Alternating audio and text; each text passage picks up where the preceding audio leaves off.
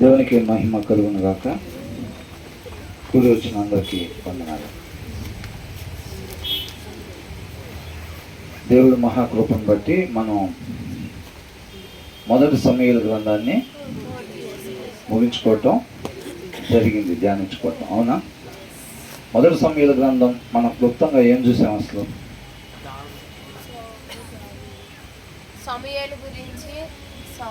మొదటి అధ్యాయంలో హన్నా గురించి చూసాం. అవునా? పెనిన్నాలాగా ఉండకూడదు, హన్నాలాగా మనం ఉండాలి అని. తర్వాత సమూయేలు వల్లే మనం జీవించాలి. సమూయేలు ఏ రీతిగా దేవుని నామానికి మహిమ కలిగించే సాక్ష్యాన్ని కలిగి ఉన్నారో అటువంటి సాక్ష్యాన్ని మనం కూడా కలిగి ఉండేవారుగా ఉండాలి. ఇంకా ఏలీ కుమారులాగా మనం ఉండకూడదు. అవునా? సమూయేలు కుమారులాగా కూడా మనం ఉండకూడదు. ఇంకా సౌలు రాజులాగా మనం ఉండకూడదు.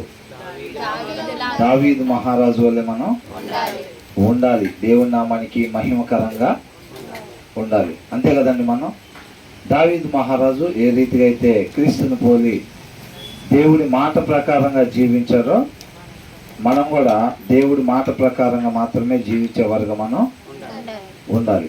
అంతేనా? చివరి అధ్యాయంలో ఏం జరిగింది? 31వ అధ్యాయంలో సౌలును కుమారులు చనిపోయారు. ఇప్పుడు సమూయేలు 2వ గ్రంథం మొదటి అధ్యాయం. దావీదు అమాలేకీయులను హతము చేసి తిరిగి వచ్చెను. దావీదుని యుద్ధానికి రావద్దని చెప్పి వెనక్కి వెళ్ళిపోమని చెప్పారు కదండి. వెనక్కి వెళ్ళిపోమని చెప్పిన తర్వాత వెనక్కి వచ్చిన తర్వాత ఏం జరిగింది? సిక్లగ్ మీద అమాలేకీయులు యుద్ధానికి వచ్చి మొత్తం దోచుకొని అక్కడ మొత్తం కూడా దాన్ని కాల్చివేశారు అన్నమాట.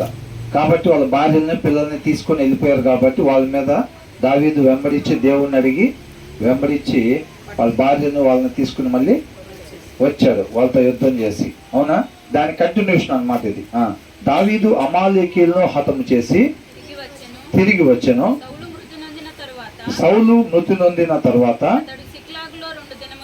అతడు సిక్లగులో 2 దినములు ఉండెను. అంతే కదండి. మనం పోయినసారి అనుకుంది. అవునా? అక్కడి నుంచి రావడానికి ఎంత టైం పట్టిందంట? 3వ దినానికి వీళ్ళు సిక్లగులోకి వచ్చినట్టుగా చూసాం. వీళ్ళు అమాలేకీయుల దగ్గరికి వెళ్ళి వచ్చారు కదండి. తర్వాత దినం ఏం జరిగింది? యుద్ధం జరిగింది. కరెక్ట్గా రేపు ఈ టయానికి వెళ్ళే సమూయేలు చెప్పినట్టుగా నువ్వు నీ కుమారులు నాతో కూడా ఉంటావని చెప్పారు కదండి. అక్కడ ఒక దినం అయింది. తర్వాత 2 దినాలకి 3వ దినం అయినట్టుగా. కాబట్టి ఏమంటున్నాడు ఇక్కడ? సౌలు మృతి నొందిన తర్వాత అతడు సిక్లగులో 2 దినములు ఉండెను. 3వ దినమున బట్టలు చింపుకొని తల మీద బుగ్గి పోసుకుని అక్కడు. చూసారండి, అక్కడ యుద్ధం జరిగే దగ్గర నుంచి ఓడిపోయిన తర్వాత అక్కడి నుంచి ఇక్కడికి వచ్చాడు అన్నమాట 3వ దినాన. అవునా? 2 రోజులు అప్పటికి దావీదు మహారాజు అక్కడ ఉన్నాడు. దావీదు అక్కడ ఉన్నాడు. అంటే మొత్తం 3 దినాలు అయింది అక్కడికి. 3వ దినమున బట్టలు చింపుకొని తల మీద బుగ్గి పోసుకుని ఒకడు సౌలు నొద్దనున్న దండులో నుండి వచ్చెను. అతడు దావీదును దర్శించి నేలను సాగిలపడి నమస్కారము చేయగా దావీదు నీవెక్కడ నుండి వచ్చితివని అడిగాను. అందుకు వాడు ఇశ్రాయేలీయుల సైన్యములో నుండి నేను తప్పించుకుని వచ్చి తిన. నేను ఎక్కడి నుంచి వచ్చాడంటే ఆయన ఫిలిష్తీయులు యుద్ధం చేశారు కదండి ఇశ్రాయేల్. దేవుడు ఏమని చెప్పాడు సమూయేలు ద్వారా? ఖచ్చితంగా ఇశ్రాయేల్ జనాంగాన్ని ఫిలిష్తీయులకి అప్పగిస్తాను అని చెప్పాడు. అవునా? వీళ్ళందరూ కూడా ఓడిపోతారని చెప్పాడు. అలాగే జరిగింది. వాళ్ళందరూ కూడా నిలవలేక పారిపోయారంట. వాళ్ళలో ఒక అతను తప్పించుకుని ఎక్కడికి వచ్చాడంట? దావీదు మహారాజు దగ్గరికి వచ్చాడు. జరిగిన సంగతులేవో నాతో చెప్పుమని దావీదు సెలవీయగా వాడు జనులు యుద్ధమందు నిలవలేక పారిపోయేది. అనేకులు పడి చచ్చిరి. సౌలును అతని కుమారుడైన యోనాతానును యోనాతానును మరణమైరి అనెను. మరణమైరి అని ఏం చెప్పారంట వచ్చిన ఆయన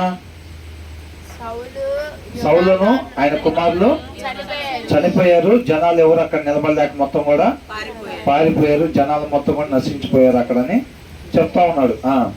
సౌలును అతని కుమారుడైన యోనాతానును మరణమైరని నీకెలాగు తెలిసినది అని దావీదు వానిని అడుగగా ఏమంటున్నాడు అంటే ఎవరన్నా చెప్తే విన్నాడా లేకపోతే అనుకున్నాడా ఏంటన్నది వివరంగా తెలుసుకోవటం కోసం నీకు ఎలాగ తెలిసింది వాళ్ళు చనిపోయారని అని వివరంగా అడుగుతున్నాడు. సౌలు ఇంతవరకు ముగిసిపోతా ఉంది. తర్వాత ఎవరు ఏలబోతా ఉన్నారు? దావీదు మహారాజుగా ఏలబోతా ఉన్నాడు అనమాట. దాని ఆరంభం సమూయేలు 2వ గ్రంథం అనమాట. అంతేనండి. మొదటి గ్రంథం చివరి వరకు కూడా సౌలే రాజుగా ఉన్నాడు. గిల్బోవ పర్వతమునకు నేను అకస్మాత్తుగా వచ్చినప్పుడు సౌలు తన ఈట మీద ఆనుకుని ఉండెను. అంటే ఏం చూస్తే మనం 31వ అధ్యాయంలో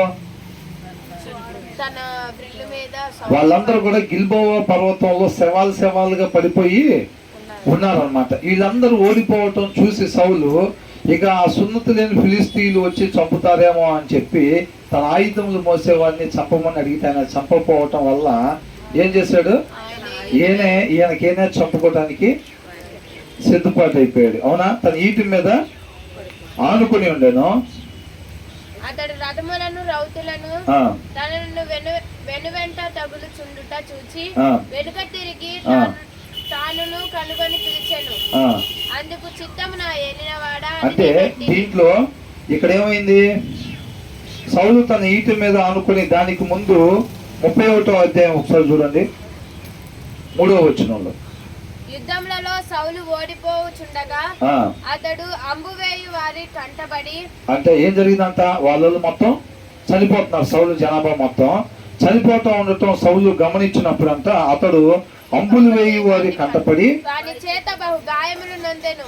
వాళ్ళు ఏమనుకున్నాం? వాళ్ళందరూ కలిసి సౌలు మీద ఆయన కుమారుల మీద టార్గెట్ చేసి చుట్టుముట్టినట్టుగా మనం చూసామన్నమాట. వాళ్ళని టార్గెట్ చేసి యుద్ధం చేసినట్టుగా.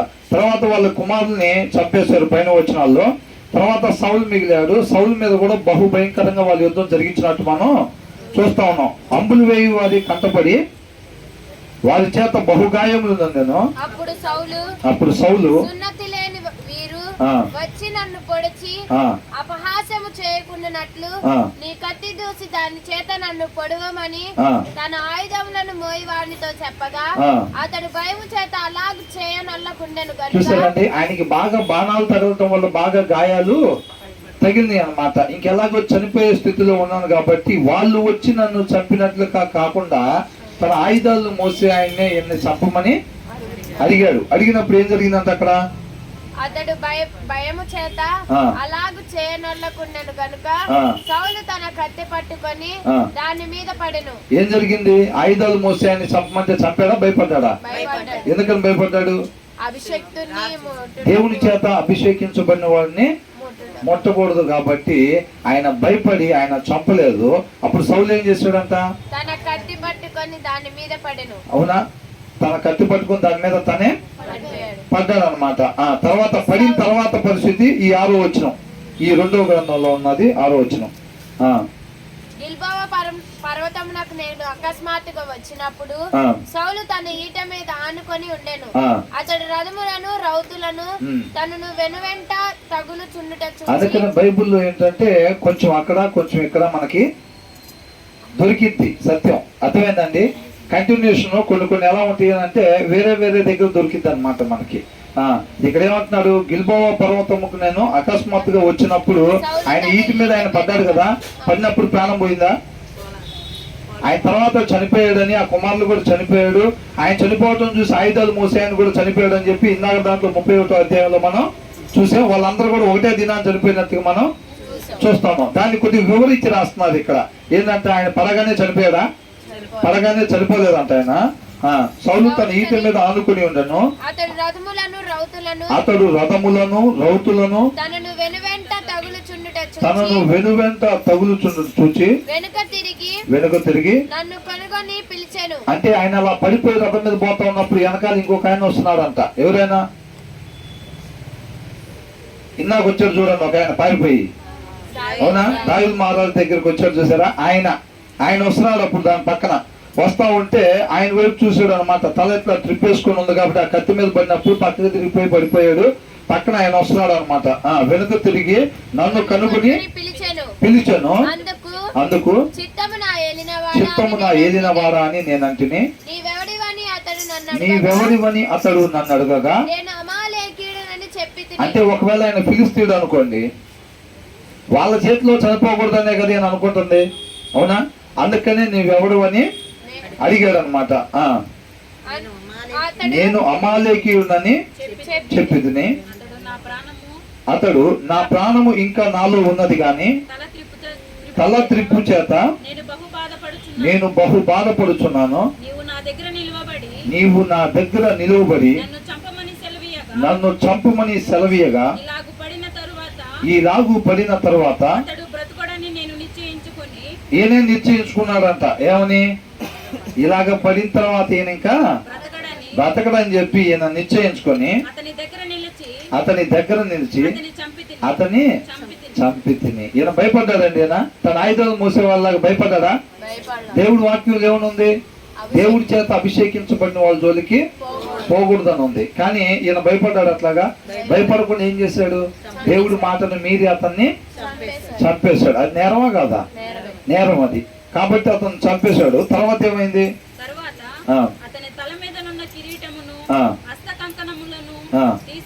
తీసుకొని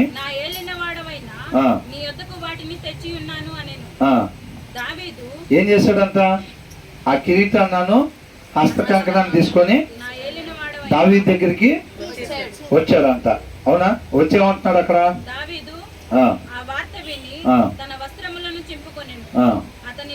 అంటే దావీదు సంతోషపడ్డా?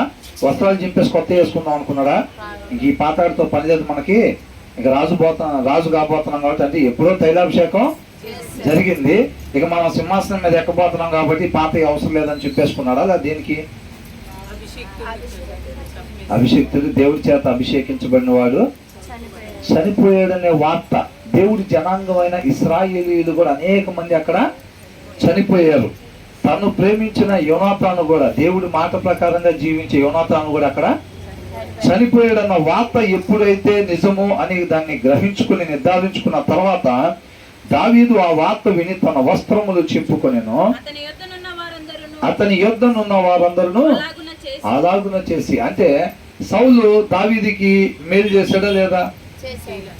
చేశాడు కదా. ఏమేం చేశాడు? దొరికిన చోటల్లే చంపుదామని అన్ని రకాలుగా ప్రయత్నం చేశాడు. అదేగా మేలు చేయటం అంటే. మరి ఇంకా అది మేలు చేశాడంటే ఇంక మనం అయ్యే చెప్పుకోవాలి. అవునా కదా? ఎన్నోసార్లు దావీదుని అన్ని రకాలుగా తన ఆలోచన బట్టి హతం చేయాలి అని చెప్పి ప్రయత్నం చేశాడు. అలాంటి అతను మృతి చెందిన తర్వాత దావీదు సంతోషపడుతున్నాడా లేకపోతే బాధపడ్డా? ఎంతో బాధపడుతున్నాడు అంట. అవునా? దేవుని చేత అభిషేకించబడిన వాడి మీద ఈయన పెంచుకున్న ప్రేమ అన్నమాట. అవునండి. కీడు చేసినప్పటికీ కూడా ఆయన గురించి మేలే తలంచి ఉన్నాడు అనమాట. ఆయనకి మేలే జరగాలి. ఎప్పటికీ దేవుని చేత అభిషేకించబడిన వాడికి ఏం జరగాలనుకుంటున్నాడు? మేలే జరగాలి అని అనుకుంటున్నాడు. తన వంతు వచ్చినప్పుడు చంపడానికి అవకాశం దొరికినా సరే తను చంపకుండా మేలే చేసి విడిచిపెట్టాడు అనమాట. అవునా కాదండి? వాక్యాన్ని అనుసరించేవాడిగా, అభిషేకించబడిన వాడిని జోలి పోకుండా దేవుడి మాట ప్రకారంగానే నడుచుకునేవాడిగా మనం దావీదుని చూస్తాం. కాబట్టి మన పొరుగు వారు కూడా మనకి కీడు చేసినప్పటికీ కూడా మనం ఖచ్చితంగా వారికి మేలే చేసేవారుగా ఉండాలి తప్ప వారిని బట్టి మనం నడుచుకునేవారిగా ఉండకూడదు అనమాట. అవునండి. ప్రతి ఒక్కరి కోసం దేవుడు సిలువ మీద ప్రాణాన్ని పెట్టాడు. కాబట్టి దేవుడు అందరినీ ప్రేమించి తన ప్రాణాన్ని ఇచ్చాడు. మనం కూడా మన సహోదరుల్ని అందరినీ దేవుని ప్రేమ చేత ప్రేమించేవారుగా మనం ఉండాలి. వాళ్ళు మనకి మేలు చేస్తేనే మేలు చేసేవారుగా కాకుండా వాళ్ళు ఎలాంటి వాళ్ళు అయినప్పటికీ కూడా మనం కేవలం దేవుడి ప్రేమ మాత్రమే చూపించేవారుగా మనం ఉండాలన్నమాట. అది దావీదు నుంచి మనం నేర్చుకోవాల్సిన లక్షణం. తర్వాత ఏమంటున్నాడు? సౌలును, ఆ, యోనాతానును, ఆ, యెహోవా జనులను, ఆ, ఇశ్రాయేలు ఇంటివారును ఆ, యుద్ధములో కూలిరని వారిని గూర్చి దుఃఖపరచు ఏడ్చుచు సాయంత్రము వరకు ఉపవాసం ఉండేది. తన నిత్యము చంపుదామని చూసిన ఆయన చనిపోయినా సరే తన ఆనందపడకుండా ఎంత మాత్రం కూడా దుఃఖిస్తూనే ఉన్నాడు అనమాట. మనం కూడా మన సహోదరుల గురించి అట్లాగే మేలు మాత్రమే చేసేవారుగా మనం ఉండాలి. అది దేవుడిని పోలి జీవించటం అన్నమాట. అంతేనండి. ఎంతమంది ఇష్టపడుతున్నారు?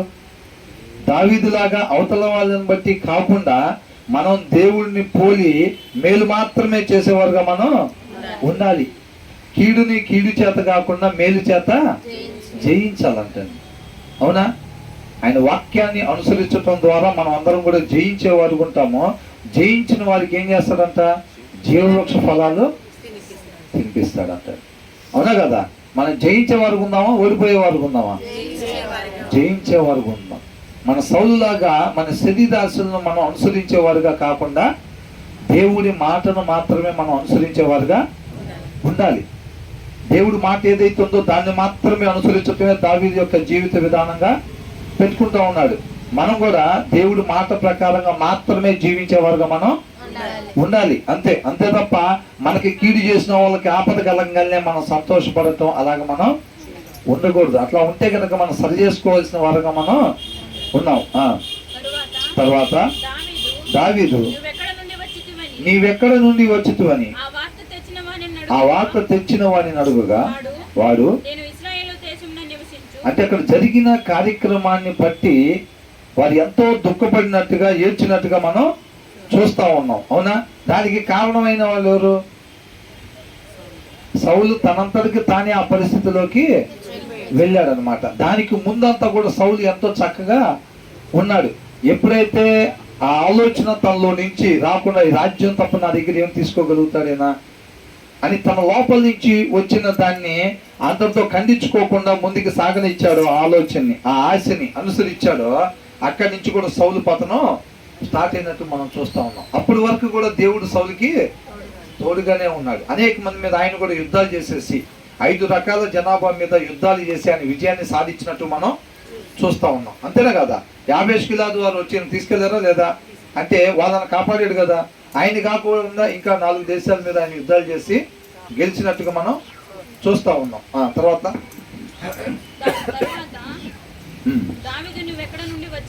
నీవెక్కడ నుండి వచ్చితివని ఆ వార్త తెచ్చిన వాడిని అడుగుగా వాడు నేను ఇశ్రాయేలు దేశమున నివసించు అమాలేకీయుడగు ఒకరి కుమారునను.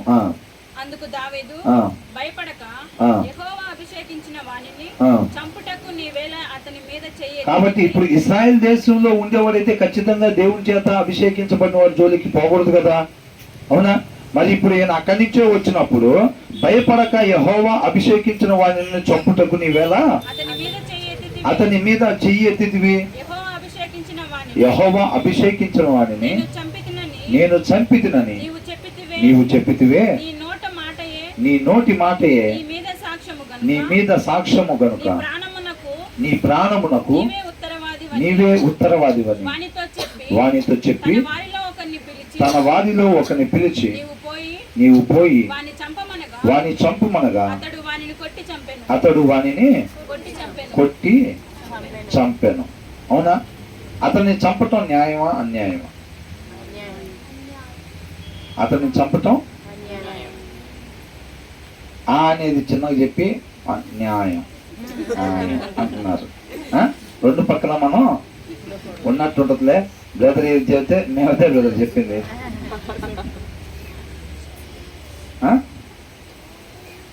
అతన్ని చంపటం న్యాయమా అన్యాయమా? న్యాయమే అని అంటున్నారు.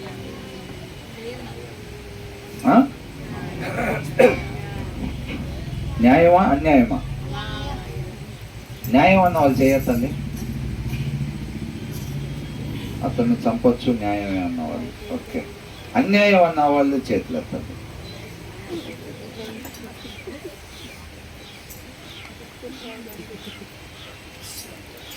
వాళ్ళు మిగతా వాళ్ళు మరి మాకేం అర్థం కాలేదండి అన్న వాళ్ళు చేయొద్దు. అవునా? నేను తలత్రిప్పు చేత బాధపడుతున్నాను, ఇంకా నా ప్రాణం నాలో ఉన్నది, కాబట్టి నువ్వు నన్ను చంపమని అడిగినప్పుడు ఆయన అమాలేకీయుడు చంపాడా లేదా? చంపాడు. ఆ చంపి వచ్చిన తర్వాత దావీదు దగ్గరికి ఆ కిరీటాన్ని అని చెప్పి ఆ కంకణాన్ని తీసుకుని వచ్చి దావీదికి ఇచ్చాడు. అవునా? అట్లా ఇచ్చిన తర్వాత దావీదు ఏం చేశాడంట?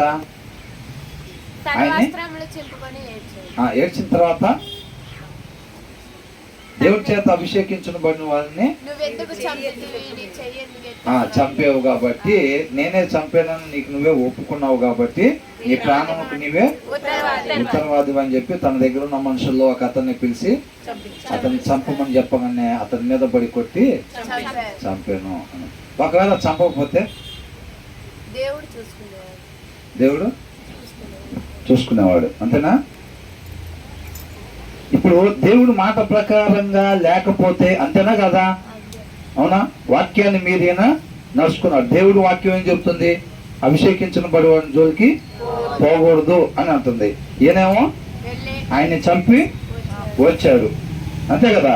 దాని ప్రకారంగా చూస్తే నాకు ఖచ్చితంగా మరణానికి గురి కావాల్సిందే. ఒకవేళ వదిలేస్తే దావీదు న్యాయాన్ని అనుసరించిన వాడు కాదు. అదే నా దగ్గరికి వచ్చేళ్ళే ఇది తీసుకుని వేరే వాళ్ళ దగ్గరికి వెళ్ళలేదు కదా. అది కాక ఆయన రాగానే ఏం చేశాడంట?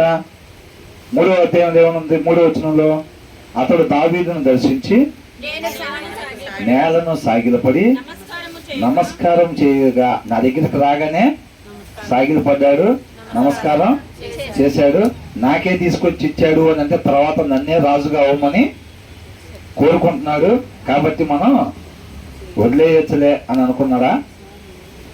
అట్లాగా అనుకోలేదండి. దేవుడు మాట ప్రకారంగా ఎప్పుడైతే లేదో అది ఖచ్చితంగా ఆయన మరణానికి పాత్రుడు అని అనుకున్నాడు కాబట్టి అది ఖచ్చితంగా ఆయన్ని చంపించాడు. అది న్యాయమే. అది అర్థమవుతుందండి? దేవుడు మాటకు విరోధంగా ఉన్న వాళ్ళు ఖచ్చితంగా మరణానికి పాత్రులా కదా? ఖచ్చితంగా మరణానికి పాత్రులే. ఫస్ట్ ఆయన ఎందుకు చంపలేదు? తన ఆయుధాలు మోసి ఆయనతో చంపమని చెప్పినప్పుడు ఆయన ఎందుకు చంపలా? భయపడ్డాడు. దేవుని చేత అభిషేకించబడిన వాళ్ళ జోలికి నేను రాను అని అన్నాడు. దావీదు మహారాజు చేతికి 2 సార్లు దొరికినప్పుడు ఏం చెప్పాడు? ఆయన అక్కడ కోట్ చేశాడా లేదా? ఎందుకని చంపట్లేదు? ఆ పక్కన వాళ్ళు ఏమన్నారు? నువ్వు ఒక్కసారి అంటే చాలు, ఒక్కసారి ఈడుతో పొడిసి నేలలోకి బిగిస్తామని చెప్పారా? అప్పుడు దావీదు ఏమన్నాడు? దేవుని చేత అభిషేకించబడిన వాళ్ళ జోలికి నేను పోకూడదు, నేను మాత్రమే కాదు మీరు కూడా పోకూడదు అని అన్నాడా లేదా? మరి అట్లాంటి టైం జోలికి ఈయన కూడా పోకుండా ఉండాలా లేదా? కానీ అట్లాంటిది సౌలుని చంపాడా లేదా? చంపాడు. కాబట్టి ఖచ్చితంగా ఆయన్ని చంపటం అనేది న్యాయమే. తర్వాత అంటే దావీదు జీవితంలో ఏంటంటే న్యాయాన్ని అనుసరించటం మాత్రమే జీవిత విధానంగా పెట్టుకున్నాడు. నా దగ్గరికి వచ్చే సాష్టాంగ నమస్కారం. ఇప్పుడు ఎవరో దొంగతనం చేసి వచ్చాడండి, దొంగతనం చేసి రావటం అన్యాయమా కదా? దొంగతనం చేసి వచ్చి 1 లక్ష రూపాయలు దొంగతనం చేసి 50,000 తీసుకొచ్చి మనకి ఇచ్చాడు అనుకోండి, లేదు మనకి ఇచ్చాడు కాబట్టి అలా సరేలే వెళ్ళిపోవాలి అనొచ్చా? అనకూడదు. ఆయన దొంగతనం చేసి వచ్చాడు కాబట్టి ఖచ్చితంగా తప్పు. పోనీ 50,000 కాకుండా 90,000 ఇచ్చుంటే అసలు ఆ ఫైల్ అక్కడ లేకుండా చేస్తాం బ్రదర్. ఎస్ఆర్ నువ్వు చెప్పలే కానీ ఆ ఫైల్ మాయం చేస్తాం అక్కడి నుంచి, అంతేనా? 98,000 ఇస్తే దొంగతనం చేసిన 1,00,000 98,000 తెచ్చి ఇచ్చాడు మనకి. పోనీ 1,00,000 ఇచ్చాడు అనుకోండి, ఇంకేం బ్రదర్? 1,00,000 మనకే ఇచ్చాడు కదా బ్రదర్. పాప మా కులవడిది ఏముంది, అంతేనా?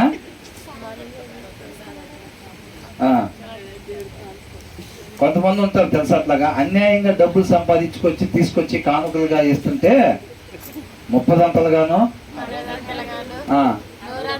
నూరంతలుగా దీవించడం అంటే ఇంకా చిన్న చిన్న బ్యాంకులు వదిలిపెట్టి పెద్ద పెద్ద ఆర్బీఐకే ఇంకంతే కదా. ఇంకా ఆయన నీకు అభివృద్ధి చేయటం అంటే ఏంది? మన చేతిలో పరగానే ఎక్కడి నుంచి వచ్చింది ఏందన్నది ఇంకేం చూసే పని లేకుండా 30 అంతలుగా ఇంకంతే అట్టగా, అంతేనా కదా. న్యాయాన్ని అనుసరించేవాడుగా ఉండాలి. అది మన జీవిత విధానం కావాలి అంతే. దావీదు అది పెట్టుకున్నాడు కాబట్టి ఎంత కష్టం అండి అసలు. సాగిలు పడి నమస్కారం చేసి నువ్వే రాజుగా ఉండని చెప్పి అవి తీసుకొచ్చి నీ దగ్గరికి వచ్చాను అని అన్నావని చంపటం అంటే, అవునా? అసలు అంతా మనకి విధేయత చూపించావని అన్యాయం కూడా చేసి వచ్చాడు, అన్యాయం చేసి వచ్చాడు. అయినా మనకు అంత విధేయత చూపిస్తున్నాడు, అవునా? అంత విధేయత చూపిస్తున్నా సరే అన్యాయం చేసి వచ్చాడు కాబట్టి న్యాయమే మనం చేసేవారుగా ఉండాలి. అంటే తన శరీరాన్ని జయించాడు. నమస్కారం చేసినప్పుడు మరి దావీదుకి ఎలా ఉంటుంది? అవునా? నమస్కారం చేసిన సాగిలు పడిన ఆయన్ని నువ్వే రాజుగా ఉండాలి మాకని కోరుకునే ఆయన చంపటం అని సామాన్య విషయమా? అవునా? వాటిని జయించేవారుగా ఉంటారన్నమాట వీళ్ళు. అంతగా దేవుళ్ళో అంటుకట్టబడి ఉంటారు వీళ్ళు. అర్థమవుతుందండి? తర్వాత అభ్యాసము చేయవలనని దావీదు సౌలును గూర్చి అతని కుమారుడైన యోనాతానును గూర్చి. అంటే దావీదు దృష్టిలో ఏంటంటే అండి, సౌలు ఒకవేళ దేవుడి మాట ప్రకారంగా మాత్రమే ఉంటే ఎలాంటి వీరుడుగా ఉండాల్సిన వాడు, అవునా? ఎలాంటి ఖ్యాతి సంపాదించాల్సిన వాడు, ఎలాగ దేవుడి నామాన్ని మహింపరచాల్సిన వాడు అనమాట.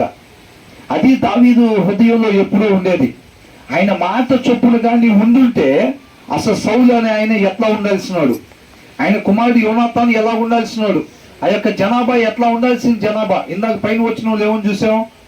12వ వచనంలో సౌలును యోనాతానును యెహోవా జనులను ఇశ్రాయేలు ఇంటి వారును యుద్ధములో కూలిరని వారిని గూర్చి దుఃఖపడుచు ఏడ్చుచు. చూసారండి ఆ జనాల మీద ప్రేమ. సమూయేలు అప్పగింతలు రాజుకి ఇచ్చేసేటప్పుడు 12వ అధ్యాయంలో ఏం చూసాం మనం? మీరు మీ రాజు దేవుడి మాట ప్రకారంగా మీరు నడుచుకున్నట్లయితే నిత్యము మీకు క్షేమమే కలిగిద్ది. అలా కాదని ఆయన మాట ప్రకారంగా మీరు నడుచుకోకపోతే మీరును మీ రాజు నశించిపోయేవారుగా ఉంటారు అని చెప్పాడు. అంతేనా కదండి? అవునా? ఆయన మాట ప్రకారంగా నడుచుకున్నాడు సౌలు? నడుచుకోలేదు. దానివలన సౌలు మాత్రమే కాకుండా ఆ జనాభా మొత్తం కూడా ఫిలిస్తీన్ల చేతికి అప్పగించబడ్డారు అనమాట. కాబట్టి ఇక్కడ ఏమంటున్నాడు? వాళ్ళు యూదా వారికి అభ్యాసము చేయవాలని, వాళ్ళు తెలుసుకోవాలని, వాళ్ళు గుర్తించుకోవాలని చెప్పి. అవునండి? ఏమన్నారు? దావీదు సౌలును గూర్చి అతని కుమారుడైన యోనాతానును గూర్చి ధనుర్గీతం ఒకటి చేసి దానిని బట్టి విలాపము సలిపాను. అది యాషారు గ్రంథం మందు లిఖింపబడి ఉన్నది. ఆ గ్రంథంలో ఆయన ఏ రీతిగా అయితే చేశాడో, ఆ దుఃఖాన్ని వెళ్ళబుచ్చాడో వాళ్ళందరూ తెలుసుకునే విధంగా ఎలా ఉండాల్సిన వాళ్ళు ఎలా ఉండకపోవటం వాళ్ళు ఎలాగైపోయారు అనేది ఆయన చేసింది మొత్తం కూడా ఆ గ్రంథంలో, యాషారు గ్రంథంలో లిఖించబడి ఉంది అనమాట, రాయించబడి ఉంది. కాబట్టి మనకి ఎంతవరకు అవసరమో అంతవరకే మనకి వాక్యాన్ని అందించారనమాట. తర్వాత ఏమంటున్నాడు? ఎట్లనగా ఇశ్రాయేలు నీకు భూషణమగువారు నీ ఉన్నత స్థలముల మీద హతులైరి. ఇవాళ ఇశ్రాయేలుకి భూషణమైన వాళ్ళగా నేను ఉన్నాడా? వాళ్ళందరూ కూడా నశించిపోవటానికి కారకుడయ్యాడు ఎవరు? సౌలు. ఎందుకని? సమూయేలు చెప్పినట్టుగా ఆయన మాట ప్రకారంగా మీరుంటే నిత్యం మీకు క్షేమం కలిగిద్ది. ఆయన మాట ప్రకారంగా మీరు ఉండకపోతే మీరు మీ రాజు కూడా ఎలా ఉంటారంట? నశించిపోయేవారుగా ఉంటారు. ఇలా క్షేమం కలిగినా నశించిపోయారు. ఇప్పుడు నశించిపోయారు. అవునా? ఎలా ఉండాల్సిన వాడు అసలు దేవుడి చేత అభిషేకించబడిన వాడంటే ఎలా ఉండాలి అసలు? అవునా? దేవుడి చేత ఎన్నుకోబడ్డ జనాంగం అంటే ఆ జనాంగం ఎట్లుండాలి? వాళ్ళకి అపజయం ఉంటుందా అసలు? దేవుడికి ఇష్టం లేని పని ఎప్పుడైతే చేశారో అప్పుడే వాళ్ళకి అపజయం వచ్చింది ఆ జనాభాకి. ఎప్పుడైనా కానీ దావీదు మహారాజుకు ఉండాల్సింది అదనమాట. అంటే ఆయనలో ఉన్న బాధ. అసలు దేవుడు మీకు సర్వోన్నతుడైన దేవుడు మీకు తోడుగా ఉంటే, ఆయన జనాభాగా మీరుంటే అసలు మీరు ఉండాల్సింది ఈ రీతిగానా?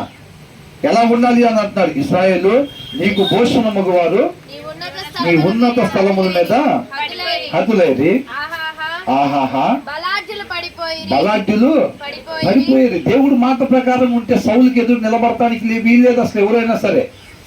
అర్థమవుతుందండి? ఇశ్రాయేల్ జనాంగానికి ఎదురు లేదు. దేవుడు మాట ప్రకారంగా ఆయన రాజు ఆ ఇశ్రాయేల్ జనాంగాన్ని నడుచుకున్నట్లయితే వాళ్ళ ఎదురు ఎవరు కూడా నిలబడటానికి వీలే లేదన్నమాట. విజయాన్ని సాధించడానికి అవకాశమే లేదు. ఆయన మాట ప్రకారంగా వీళ్ళు ఉండకపోవటం వల్ల ఎలాంటి పరిస్థితి అయింది? ఆహాహా బలాఢ్యులు పడిపోయేది. ఫిలిష్తీయుల కుమార్తెలు సంతోషింపకుండునట్లు సున్నతి లేని వారి కుమార్తెలు జయమని చెప్పకుండునట్లు ఈ సమాచారము గాతులో తెలియజేయుకుడి, అష్కేలోను వీధులలో ప్రకటన చేయకుడి అని అంటున్నాడు. అంటే ఆ దేవుని జనాంగమైన ఇశ్రాయేలీయుల మీద మేము విజయాన్ని సాధించాము అని చెప్పి వాళ్ళు అనుకుంటారు. అలా అనుకోవటానికి వీల్లేదు. కాబట్టి అక్కడ ప్రకటన చేయబాకండి అని అంటున్నాడు. తప్పు ఎవరి దగ్గర ఉంది? వీళ్ళు ఓడిపోవటానికి కారణం దేవుడా? దేవుడు తోడుగా ఉన్నా సరే వీళ్ళు ఓడిపోయారా? కాదు. వాళ్ళు ఏమనుకుంటారు? దేవుడి జనాంగమైన ఇశ్రాయేలీయుల జనాంగాన్ని మేము ఓడించాము, ఆ రాజు మీద మేము జయాన్ని సంపాదించామని వాళ్ళు చెప్పుకుంటారు. కాబట్టి అక్కడ అది ప్రకటన చేయబాకండి. దేవుడు వీళ్ళకి తోడుగా లేడు కాబట్టి వీళ్ళు ఓడిపోయారు. అవునా కదండి? దేవుడు వీళ్ళకి తోడుగా లేడు కాబట్టి వీళ్ళు ఓడిపోయారు. దేవుడు వీళ్ళకి తోడుగా లేకుండా వీళ్ళే చేసుకున్నారు. ఆ సౌలు ప్రవర్తన వల్ల, తన శరీరాన్ని అనుసరించటం వల్ల ఏమైందండి? దేవుడు సౌలుకి తోడుగా లేకుండా చేసుకున్నారనమాట. దానివల్ల వీళ్ళు నశించిపోయారు. అంతే. దేవుడు వీళ్ళకి తోడుగా ఉన్నా కానీ ఫిలిస్తీన్లకి జయాన్ని రాలేదు. దేవుడు తోడుగా వెళ్ళకుంటే ఫిలిస్తీన్లకి జయం వచ్చిందా? రాదు. కాబట్టి ఈ విషయం వాళ్ళకి తెలియకుండా అక్కడ ప్రకటన చేయబాకండి అని అంటున్నాడు. అంటే ఈయన భావోద్రేకంలో మనకేమర్థమవుతుంది? అదే అవకాశం నాకు ఇచ్చుండుంటే, నేను కానీ ఆ ప్లేస్లో ఉండుంటే, అవునా? లేదు, మీరున్నా సరే ఆయన మాట ప్రకారంగా మీరు కానీ విని ఉన్నట్లయితే అని అంటున్నాడు. ఈయన ఉద్దేశం అదే కనపడతా ఉంది. అంతేనా కదండి? కాబట్టి కేవలం దేవుడి వీళ్ళకి తోడుగా లేకుండా సౌలు రాజే చేసుకున్నాడు. ఆయన రాజు, వీళ్ళు కోరుకున్న రాజు దేవుని మాట ప్రకారంగా నడుచుకోకపోవటం వల్ల వీళ్ళందరూ కూడా నశించిపోయినట్టుగా మనం చూస్తా ఉన్నాం. కాబట్టి మనం ఏం నేర్చుకుంటున్నాం? సౌలులాగా మనం ఉండొచ్చా ఉండకూడదా? ఉండకూడదు. అంటే దేవుడు మనకి తోడుగా ఉండాలి అని అంటే దేవుడు మాట ప్రకారంగా మనం జీవించాలన్నమాట. అప్పుడే దేవుడు మనకి తోడుగా ఉంటాడు. మనకి నిత్యము జయమే కలిగి ఉంటుంది మనకి. అవునా? నిత్యం మనం జయించేవారుగానే ఉంటాం. జయించిన వారికి ఏమి ఇస్తాను అంటున్నాడు ఆయన? జీవవృక్ష ఫలాలని భుజింపజేస్తాను అని అంటున్నాడు. ఆయనతో పాటు నిత్యము జీవించుండేవారిగా చేస్తాను అని అంటున్నాడు. అంతేనా కదండి? మనకి జయము రావాలి, అలా జయించేవారిగా మనం ఉండాలి అని అంటే దేవుడు మన తోడుగా ఉండాలి, మన తరపున యుద్ధం చేయాలి. అలా చేయాలి అని అంటే ఆయన మాట ప్రకారంగా మాత్రమే మనం ఉండాలంటే. ఆయన మాట ప్రకారంగా లేకపోతే సౌలుకి ఏ రీతిగా దేవుడు తోడుగా లేకపోవటం వల్ల అపజయాన్ని వచ్చిందో, మన ఆత్మీయ జీవితంలో కూడా మనం ఆయన మాట ప్రకారంగా మాత్రమే ఉండాలనే ఆశ మనకు లేకపోతే, ఆశపడే ప్రాణాన్ని దేవుడు తృప్తిపరిచేవాడు. కాబట్టి మనం అలా ఆశపడకపోతే, ఆయన మాట చొప్పున మాత్రమే మేము జీవించాలని ఆశ కలిగి లేకపోతే మనం జయాన్ని పొందుకోలేం. దేవుడు మనకి తోడుగా ఉండడు. సౌలులాగే మన జీవితాలు కూడా ముగిసిపోయేలాగానే ఉంటాయి. అర్థమవుతుందండి? కాబట్టి ఆయన మాట చొప్పుడు మాత్రమే మనం జీవించే వరకు ఉండాలి. సౌలుకి ఎట్లాగైతే లోపల నుంచి, తన లోపల నుంచి వచ్చింది ఎట్లయితే తనని నశింపు చేసిందో, అలాగే మన లోపల నుంచి కూడా అనేకం వచ్చేవి ఉంటాయి. మన కోరికలు, మన ఆలోచనలు, అవునండి, మన ఉద్దేశాలు, వాటిని కానీ మనం అనుసరించేటైతే మాత్రం ఖచ్చితంగా సౌలు వల్లే మన ముగింపు కూడా ఉండిద్ది. మన శరీరాన్ని, మన ఆలోచనని, మాటిని కాకుండా మనం అనుసరించేది కేవలం దేవుని వాక్యాన్ని మాత్రమే మనం అనుసరించేవారుగా ఉండాలి. దావీదు మహారాజు ప్రతి విషయంలో కూడా నేను అక్కడికి వెళ్ళాలా వద్దా? ఇవాళ 2వ అధ్యాయం 1వ వచనం చూడండి ఒకసారి. ఇది జరిగిన తర్వాత యూదా పట్టణములలోనికి నేను పోదునా అని దావీదు యెహోవా యొద్ద విచారణ చేయగా, ఏం చేస్తున్నాడు? నేను అమాలేకీయుల మీద యుద్ధానికి వెళ్ళాలా? నేను వెళ్తే వాళ్ళు కలుసుకోగలుగుతానా అని అన్నాడా లేదా? సిక్లగుడు మొత్తం కాల్చేసిన తర్వాత దేవుడి దగ్గర విచారణ చేశాడా లేదా? విచారణ చేశాడు. ఒకవేళ ఆయన ఊర్లో ఉన్నప్పుడు, గేటెడ్ కమ్యూనిటీలో ఉన్నప్పుడు, అవునా, మనం ధ్యానించుకున్నాం కదా, అక్కడికి ఖచ్చితంగా సౌలు వస్తాడో జనాభా తీసుకొని నేను ఇక్కడే ఉంటే అంటే ఖచ్చితంగా వస్తాడు అక్కడికి అని చెప్పాడు. అంటే ఆయన మాట ప్రకారంగా మాత్రమే ఉండాలి తప్ప ఆయన వద్దు అన్న పని నేను ఏది కూడా చేయటానికి వీల్లేదు అని దావీదు అనుకుంటున్నాడు. కాబట్టి దేవుడు దావీదికి నిత్యం తోడుగా ఉన్నాడండి. మనం కూడా ఆయన మాట ప్రకారంగా మాత్రమే ఉంటే ఖచ్చితంగా దేవుడు దావీదికి తోడుగా ఉన్నట్లు మనకు కూడా తోడుగానే ఉంటాడు. దావీదికి ప్రతి చోట ఏ రీతిగా అయితే విజయాన్ని సాధిస్తా ఉన్నాడో మనం కూడా అదే రీతి విజయాన్ని సాధించేవారుగా, దేవుని చిత్తాన్ని నెరవేర్చేవారుగా ఉంటాం అన్నమాట. గిల్బోవ పర్వతములారా, మీ మీద మంచైనను వర్షమైనను ప్రథమ ఫలార్పణకు తగిన పైరు గల చేనైనను లేకపోవును గాక. ఆయన ఎంత బాధపడుతున్నాడో చూడండి. అసలు వీళ్ళు అక్కడ పడిపోవడానికి అవకాశం ఉందా? దేవుడు తోడుగా ఉంటే గిల్బోవ పర్వతం మీద దేవుడి చేత అభిషేకించబడిన వాడి శవంగా పడిపోవడానికి అవకాశం ఉందా? లేదు. అసలు దేవుడు తోడుగా ఉంటే ఒక జీవం తప్ప చనిపోవడానికి అవకాశం ఉంది అట్లాగా? లేదు. కాబట్టి ఆయన బాధని భావోద్రేకన లాగా వ్యక్తపరుస్తున్నాడు. ఆ యోధా జనాభా మొత్తానికి అట్లాగా తెలియపరుస్తూ ఉన్నారు అనమాట. ఏమంటాడంటే అది జరగకూడదు, అసలు జరగకూడనది. దేవుడు వాళ్ళకి తోడుగా ఉండాలి. దేవుడు మాట ప్రకారంగా వీళ్ళు నడుచుకుని ఉండాలి. అలా నడుచుకున్నట్టయితే దేవుడు వాళ్ళకి తోడుగా ఉండేవాడు. ఇలాగా జరిగి ఉండేది కాదు అని చెప్పి ఆయన ఇష్టపడుతూ ఉన్నాడు. అలా జరగకూడదు, అసలు ఇట్లాగా కావాలి. ఆయన మాట ప్రకారంగా అందరూ ఉండాలి. దేవుడు అందరికీ తోడుగా ఉండాలి. ప్రతి ఒక్కరు కూడా జయింపు పడేవారుగానే ఉండాలి. ఈ లక్షణాలు ఎవరి? దేవుడి. ఇవన్నీ కూడా దావీదులో కూడా మనం అదే గమనిస్తా ఉన్నాం. అవునా? వాళ్ళు నశించిపోతే సంతోషపడుతున్నాడా? తర్వాత నేను ఇప్పుడు వచ్చిన నాకు అవకాశం, ఎప్పటి నుంచో కొండల్లో దాక్కుంటున్నా, నేను చనిపోయాడు కాబట్టి ఇప్పుడు వచ్చిన అవకాశం అని అనుకుంటున్నాడా? ఏమంటున్నాడు? అసలు ఎంత బాధపడుతున్నాడు? నేను మాత్రమే దేవుని చేత అభిషేకించబడాలి అనుకుంటున్నాడా? నేను మాత్రమే పరిచర్లో వాడబడాలి అని అనుకుంటున్నాడా? నేను మాత్రమే దేవుని మహింపరచాలని అనుకుంటున్నాడా? నేను మాత్రమే దేవుని చిత్తాన్ని నెరవేర్చాలని అనుకుంటున్నాడా? ఏమనుకుంటున్నాడు? వీళ్ళందరూ కూడా దేవుడు మాట ప్రకారంగా నడుచుకోవాలి. దేవుడు వాళ్ళందరికీ కూడా తోడుగా ఉండాలి. ప్రతి ఒక్కరు కూడా ఇది పడిపోయి ఉండకూడదు. అంటే వీళ్ళు పడిపోకుండా చక్కగా నిలబడి దేవుడి నామాన్ని మహింపరిచేవారుగా, యెహోవా యుద్ధాలు జరిగించేవాళ్ళుగా వీళ్ళుండి విజయాన్ని సాధించుకుని ఉంటే బాగుండేది అని ఈయన యొక్క భావోద్రేకాన్ని తెలియపరుస్తూ ఉన్నాడు అనమాట. అర్థమవుతుందండి? ఈయన మాత్రమే జయించేవాడిగా, ఈయన మాత్రమే జయించి దేవుని సింహాసనం మీద కూర్చునేవాడిగా ఈయన అనుకోవట్లేదు. ప్రతి ఒక్కళ్ళు అదే రీతిగా ఉండాలి అని ఈయన ఇష్టపడుతూ ఉన్నాడు అనమాట. అర్థమవుతుందండి? ఈ ఉద్దేశాలు ఎవరు కలిగి ఉన్నారు? దేవుడు కలిగి ఉన్నాడు. కాబట్టి ఆయనలో నాటబడి ఉండటం వల్ల దావీదు కూడా అయ్యే గుణ లక్షణాలు కలిగి ఉన్నాడు. అవే కనపడుతూ ఉన్నాయి దావీదులో కూడా. అర్థమవుతుందండి? మనం కూడా అలాంటి ఉద్దేశాలే కలిగి ఉండాలి. అలా కలిగి ఉండాలంటే మనం ఎక్కడ నాటబడాలి? వాక్యమై ఉన్న దేవుడిలో మాత్రమే మనం నాటబడి ఉన్నట్లయితే ఖచ్చితంగా మనం కూడా అలాగే ఉంటాం. ప్రతి ఒక్కరు దేవుని చిత్తాన్ని అనుసరించాలి. ప్రతి ఒక్కరికి దేవుడు తోడుగా ఉండాలి. ప్రతి ఒక్కరు దేవుడు మాట ప్రకారంగా నడుచుకోవాలి అనే ఒక ఆలోచన, మనం ఆశ కలిగి ఉంటాం తప్ప మనం మాత్రమే ఉండాలి. వాళ్ళు ఉపయోగించుకోలేకపోయారు, సంతోషం. మనం ఉపయోగించుకొని దేవుడి సింహాసనం మీద మనం కూర్చోవాలి అని అనుకుంటామా? అది దేవుళ్ళలో నాటబడి ఉంటే అట్లా ఉంటారా మనుషులు? మనమే బైబిల్ చదువుకోవాలి, మనమే ప్రార్థన చేయాలి. వాళ్ళకి చెప్పకూడదు, అసలు ప్రార్థన కాదని పిలవకూడదు. అవునా? అది దేవుడి ప్రేమ? అసలు దేవుని ప్రేమ ఎంత మాత్రం కూడా కాదు అది. అర్థమవుతుందండి? తర్వాత ఏమంటున్నాడు? బలాఢ్యుల డాలు అవమానముగా పారవేయబడెను. ఎందుకని బలాఢ్యులు అని అంటున్నారు? ఎందుకని బలాఢ్యులు అంటున్నాడు చెప్పండి? నేను చిన్న గోత్రంలో నుంచి వచ్చాను, నేను అసలు రాజుకు అర్హుడే కాదు అని ఏమంటున్నాడు? బలాఢ్యుల డాళ్ళు అని అంటున్నాడు. బలాఢ్యులు అంటున్నాడు. ఎందుకని బలాఢ్యులు అంటున్నాడు?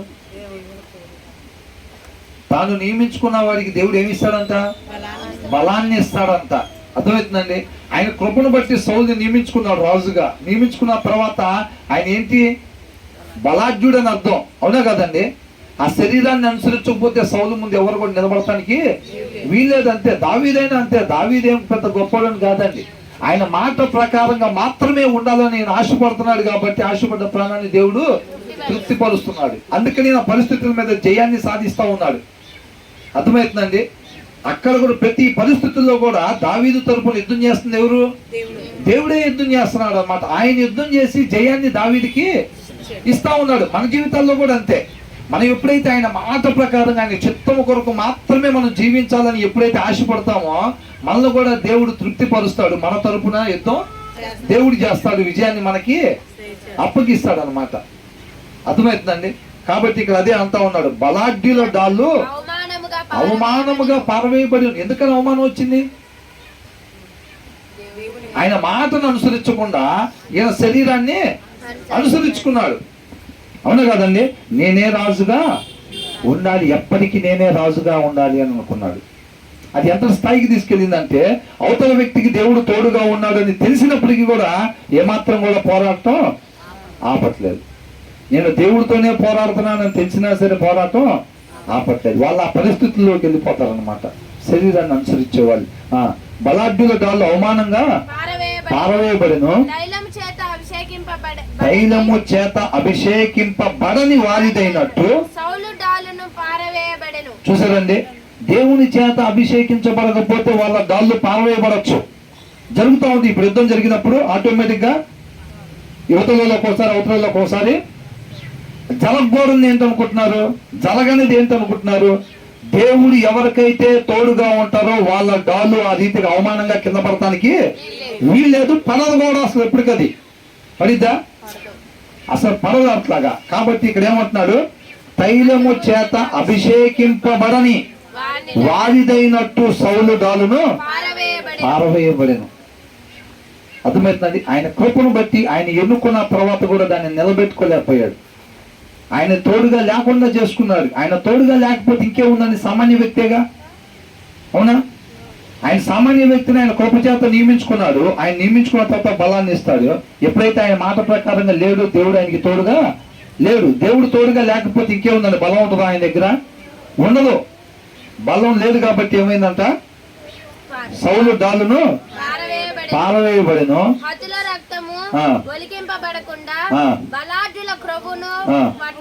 పట్టకుండా యోనాతాను విల్లు వెనుక తీయలేదు. దేవుడు తోడుగా ఉంటే పరిస్థితి అది. అర్థమవుతుందండి? సౌలు చేసిన దాని వల్ల ఈ మిగతా ఇశ్రాయేలీలు ఎట్లయితే చనిపోయారో యోనాతాను కూడా అలాగే చనిపోయాడు. అర్థమవుతుందండి? యోనాతాను తప్పు చేసిన దాని వల్ల కాదు. ఇప్పుడు ఈ మిగతా జనాభా ఎందుకు చనిపోయారు? సౌలు వల్లేగా చనిపోయింది. మీరు గాని మీ రాజు గాని దేవుని మాట ప్రకారంగా ఉండకపోతే మీరును మీ రాజును ఇద్దరు నశించిపోతారని చెప్పాడు. 12వ అధ్యాయం 25వ వచనంలో చెప్పారా లేదా? మొదటి సమయంలో చెప్పారు. అవునా? వాళ్ళ జనాభా ఎట్లాగైతే వాళ్ళు ఏమీ తప్పు చేయకపోయినా సరే వాళ్ళు ఎట్లయితే నశించిపోయారు సౌలు వలన, యోనాతాను కూడా అలాగే మరణించాడు అనమాట. అక్కడ అర్థమవుతుందండి? కానీ యోనాతాను చివరి వరకు కూడా దేవుడి మాట ప్రకారంగానే జీవించాడు. ఆ సౌలు కిందే ఉన్నాడు కాబట్టి అతను కూడా వారితో పాటుగా మరణించాడు అనమాట. యోనాతాను విల్లు వెనక తీయలేదు, ఎవరిని హతము చేయకుండా. సౌలు కత్తి వెనక తీసినది కాదు. ఇప్పుడు ఎప్పుడైతే ఈ రాజ్యం తప్ప నా దగ్గర దావీదు ఏం తీసుకోగలుగుతాడు ఇంకా అని అనుకోక ముందు దాకా సౌలుకి ఎదురే ఉందా?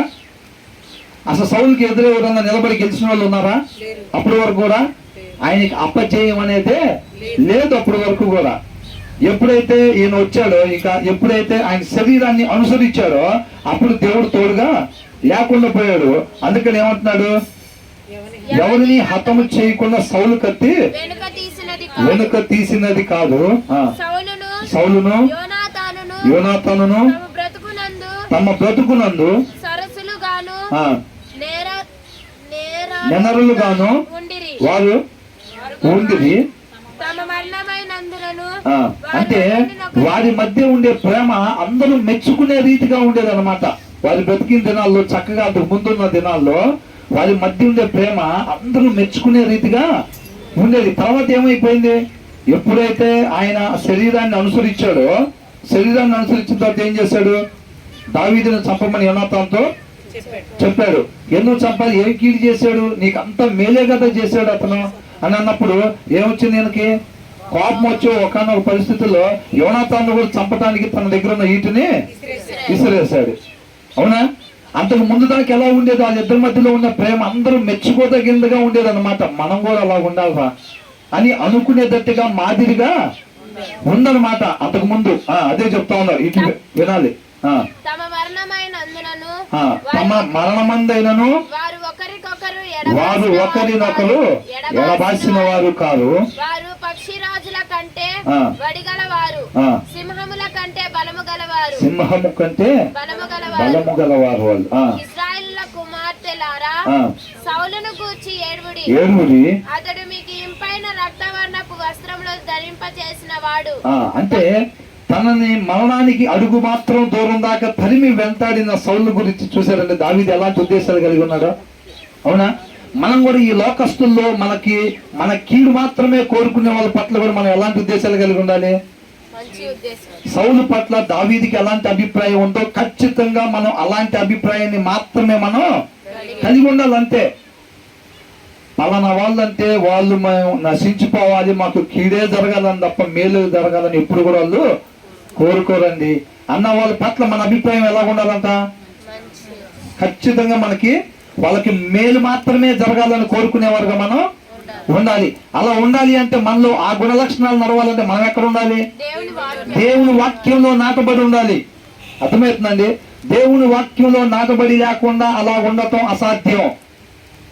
మనం ఉండాలని ఆశపడినా ఇష్టపడినా అది జరగదు. దేవుని వాక్యంలో మనం నాటబడి ఉండాలన్నమాట. ఆయన వాక్యంలో నాటబడి ఉన్నట్లయితే ఆయన గుణ లక్షణాలు మనలోకి వస్తాయి అన్నమాట. అప్పుడే ఖచ్చితంగా అది సాధ్యం. ఇవాళ దావీదు పరిస్థితుల మీద జయాన్ని ఎట్లా సాధిస్తా ఉన్నాడు? ఇద్దరు సామాన్య వ్యక్తులేగా, అవునా కదా? ఇద్దరు ఒకే రకమైన మనుషులు. సౌలు ఏమనుకుంటున్నాడు? నేను చాలా పాపం చేశాను, నువ్వు నాకన్నా చాలా నీతిమంతుడివి, శత్రువు దొరికినప్పుడు ఎవరైనా వదిలేస్తారా అని చెప్పి ఆశ్చర్యపోయి ఇక మీదట ఎప్పుడు కూడా నేను నిన్ను వెంబడించను, దావీదా నాయన నా కుమారుడు నా దగ్గరికి రా అని అన్నాడు. అవునా? తర్వాత ఏం చేస్తున్నాడు? ఎందుకని పరిస్థితి మీద ఎందుకని జయాన్ని సాధించలేకపోతున్నాడు? కానీ దావీదు సౌల్ని చంపకూడదు అని అనుకొని చంపకుండా ఎలాగుంటున్నాడు దొరికినప్పుడు? దావీదు కూడా ఇప్పుడు నేను సౌల్ని చంపకూడదు అనుకొని దొరకగానే పొడిచేశాడా?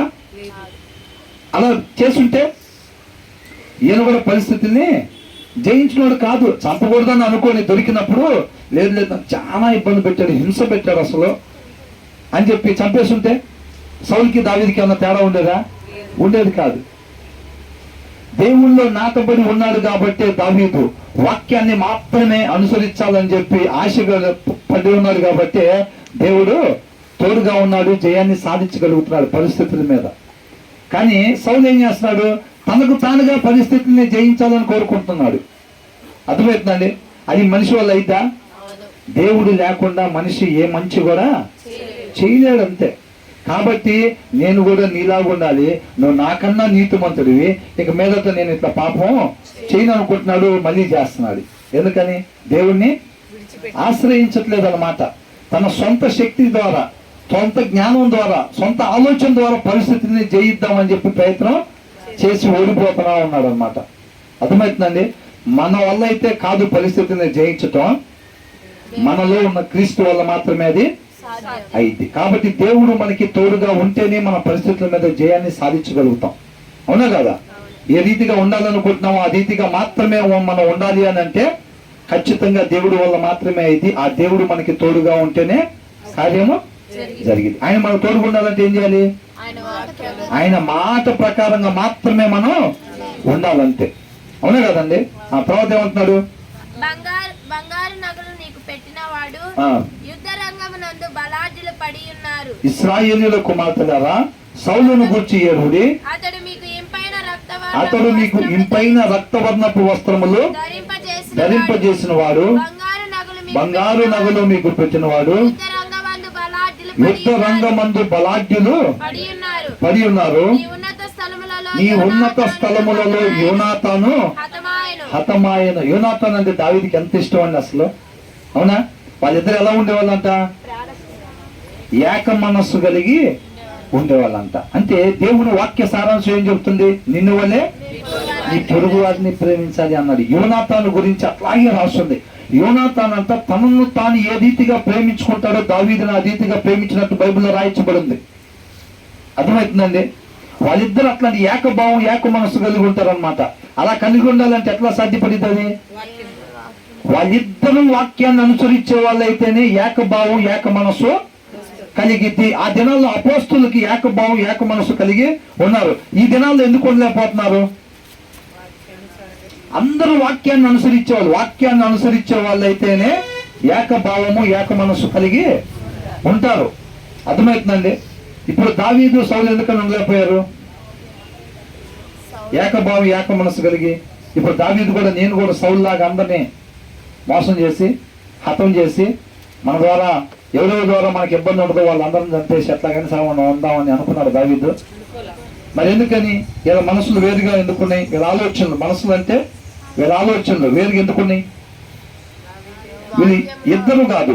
దావీదు వాక్యాన్ని అనుసరించేవాడు ఉన్నాడు, సౌలు వాక్యాన్ని అనుసరించేవాడుగా లేడు. కాబట్టి వాళ్ళ మధ్య ఏకభావం ఏక మనసు కలిగి లేదన్నమాట. ఎప్పుడైనా కొంతమంది మధ్యలో ఏకభావం కలగాలి, ఏక మనసు కలిగి మనం అందరం కూడా దేవుని చిత్తానుసారంగా మన సహవాసం ముందుకు సాగేదిగా ఉండాలంటే మన సహవాసంలో ప్రతి ఒక్కళ్ళు కూడా వాక్యాన్ని మాత్రమే అనుసరించే వారికి ఎప్పుడైతే మనం ఉంటామో అప్పుడు మన సహవాసం మొత్తంలో కూడా ఏకభావం ఏక మనసు. ఆ దినాల్లో అపోస్తుల మధ్యలో ఏ రీతిగా అయితే వాళ్ళు ఉన్నారో, అవునండి. దీనికి ఒక దైవజనుడు చెప్తా ఏమన్నాడంటే, ఒక ట్రేలో కోడిగుడ్లు పెట్టినట్టు కాకుండా అవి కోడిగుడ్లన్నీ ఒకటే దగ్గర ఉన్నట్టుంటాయి, కానీ కలిసి ఉంటాయా? ఉండవు. కానీ ఒక బౌల్లో ఆ కోడిగుడ్లన్నీ పగలగొట్టి పోస్తే ఎలా ఉంటాయి? కలిసి ఉంటాయి. ఏకభావం ఏక మనసు అంటే అది. ఒక బౌల్లో కోడిగుడ్లు పోసినట్టుగా ఉండాలన్నమాట మనం. అర్థమవుతుందండి? ఎవరు కాళ్ళే ఎవరు ఆలోచనలు వాళ్ళకే పెట్టుకొని ఎవరు ఆలోచనలు వాళ్ళు అట్లా పెట్టుకొని లోపల ఉన్నాం అనుకోండి, అందరం ఒకటే దగ్గర కూర్చొని ఉంటాంలే, కానీ ఏక మనస్సు ఏకభావం ఉండదు. అర్థమవుతుందండి? కాబట్టి వాక్యాన్ని అందరూ అనుసరించేవారుగా దేవుడు ఆయన మాట ద్వారా ఏం చెప్తున్నాడు, ఏ రీతిగా ఉండమని చెప్తున్నాడో ఆ రీతిగా మాత్రమే మనం అందరం ఉన్నట్లయితే గనక ఖచ్చితంగా ఆ దినాల్లో అపోస్తుల మధ్యలో ఉన్నట్టుగా మన మధ్యలో కూడా ఏకభావం ఏక మనసు మనం కలిగి దేవుడి నామాన్ని మహింపరిచేవారుగా ఉంటాం. అంటే మనం అందరం కూడా దేవుని అవయవాలు అయి ఉన్నాం, అవునా? చెయ్యి దేనికోసం పనిచేయాలి? ఈ శిరస్సు కోసం. ఈ శిరస్సు చిత్తం ఏదైతే ఉందో దానికోసమే ఈ చెయ్యి పనిచేయాలి. ఈ కాళ్ళు, ఈ కన్ను, లేకపోతే ఈ అవయవాలు మొత్తం కూడా దేనికోసం పనిచేయాలి? మన దేవుడు మనకి శిరస్సు అయి ఉన్నాడు కాబట్టి, సంఘానికి శిరస్సు దేవుడు కాబట్టి మనం అందరం కూడా ఆయన చిత్తము కొరకే మనం పనిచేసేవారు ఉండాలి. అంటే ఉద్దేశం ఈ చెయ్యిది కానీ కాలుది కానీ సమస్తం కూడా అవయవాలు కూడా మొత్తం కూడా ఆయన చిత్తము కొరకు మాత్రమే మనం జీవించాలి, ఆయన నామ మహిమ కొరకు మాత్రమే మనం జీవించాలి అనే ఒక ఏక మనస్సు ఏక భావం కలిగి మనం పనిచేసేవారుగా ఉండాలన్నమాట. అర్థమవుతుందండి? తర్వాత ఏమంటున్నాడు?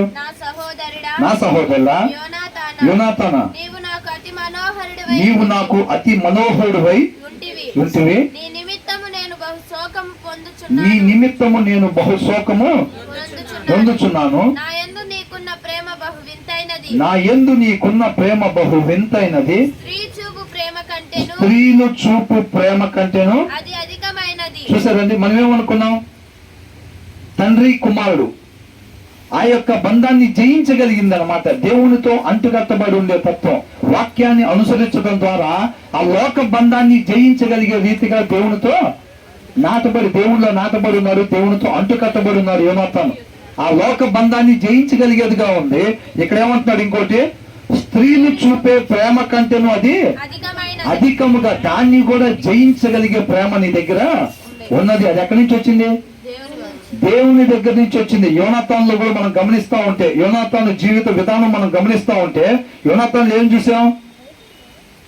వాక్యాన్ని మాత్రమే అనుసరించటం, న్యాయంగా మాత్రమే నా జీవితంలో నేను ఉండాలంటే. తండ్రివే కావచ్చు, కానీ నువ్వు అన్యాయంగా ఉన్నావు కాబట్టి న్యాయంగా ఉన్న దావీదు వైపే నేను ఉంటానంతే. నువ్వు తండ్రివే కావచ్చు, దావీదు నాకేమీ కాకపోవచ్చు, అయినప్పటికీ కూడా దావీదు వైపే న్యాయం ఉంది కాబట్టి నేను దావీదు వైపు మాత్రమే నేను ఉంటాను. అంటే యోనాతాను జీవితంలో ఏమనుకున్నాడు?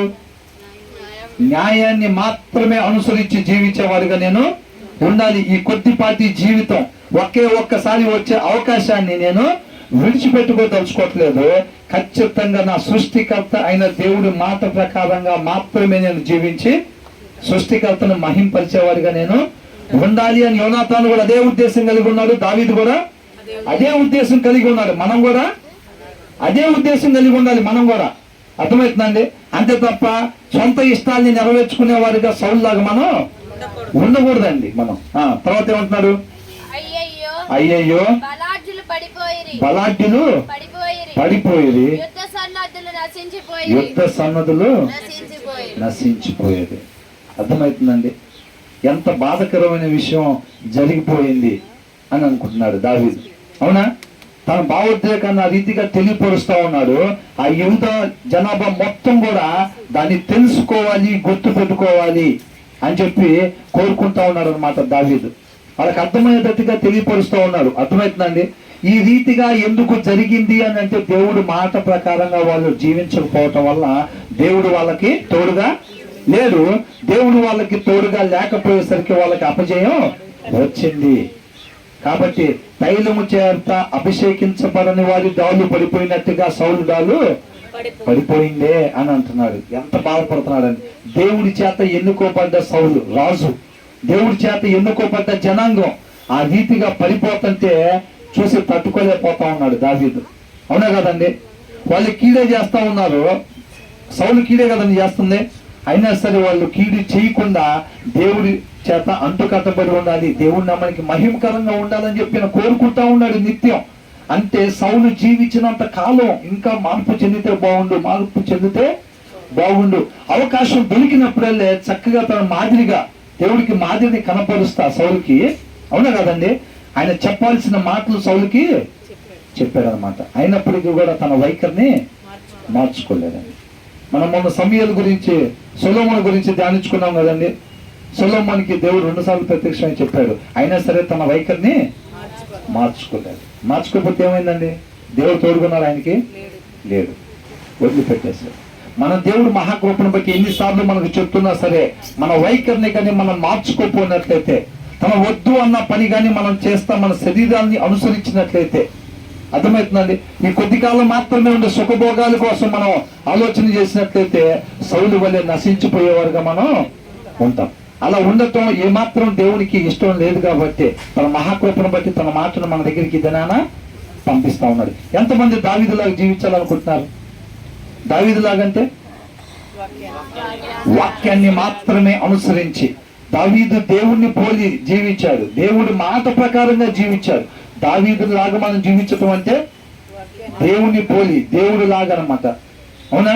ఆయన మాట ప్రకారంగా జీవించి ఆయన నామానికి మహిమకరంగా మనం జీవించేవారుగా ఉండాలి. అవునా కదా? అలా ఉండాలంటే ఏం చేయాలి? ఎక్కడ నాటపడాలి? మనం వాక్యమైన దేవునిలో మనం నాటపడాలి. దేవునికి మహిమ కలుగును గాక. ప్రార్థన చేసుకుంటాం.